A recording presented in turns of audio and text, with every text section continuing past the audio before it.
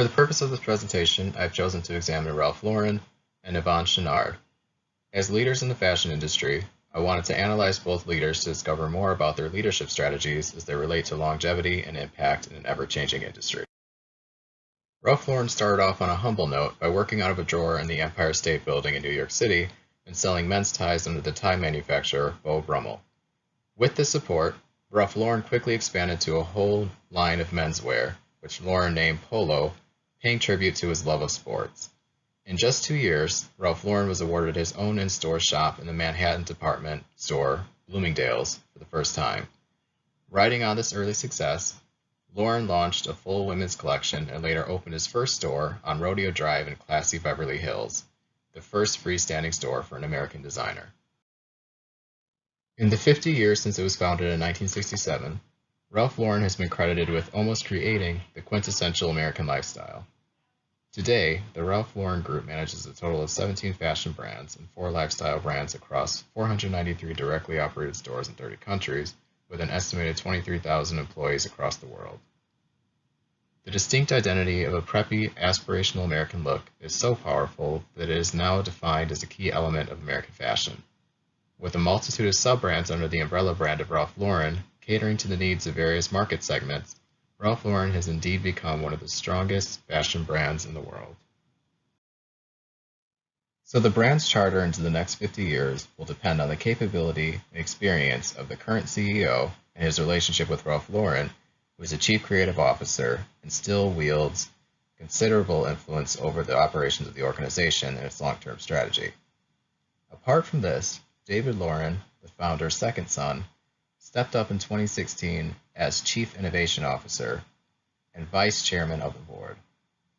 David Lauren joined Ralph Lauren Corporation in 2000 as a Chief Creative and Marketing Officer and has been credited for several of the brand's digital campaigns and online innovations, including Ralph Lauren Magazine, Ralph Lauren TV, and RalphLauren.com, one of the first e-commerce websites within the luxury space.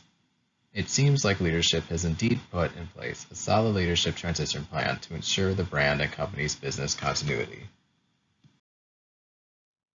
It's been more than 40 years since Yvon Chouinard founded Patagonia out of a little blacksmith shop in Ventura, California.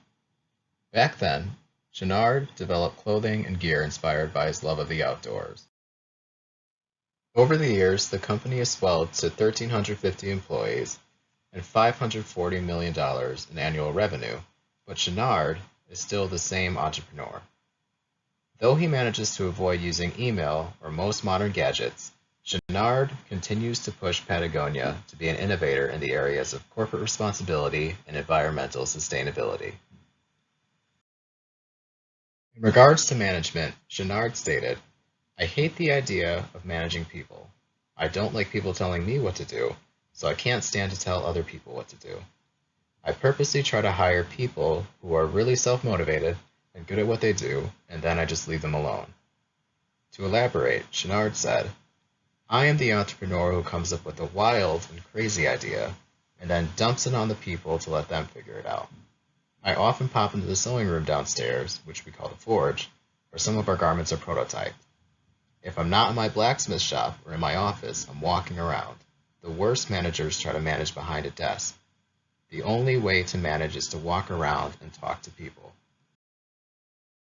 While both Lauren and Chouinard have built incredibly successful brands in the fashion industry, both have done so with entirely different leadership strategies. Ralph Lauren tends to be the micromanager. Although he has appointed other individuals in the company to higher up leadership roles, he ultimately still has a say in what the company does in the future. Chouinard, on the other hand, makes it his mission to appoint and hire individuals who are highly self-motivated so that he doesn't have to micromanage everyone's processes in the company. While neither strategy is necessarily right in a company setting, I believe that Chouinard's approach will ultimately lead to a longer and more successful future for Patagonia. His approach shows his employees that he places a high level of trust in what they do, which is demonstrated by his ability to step back from the company, letting the employees do the work.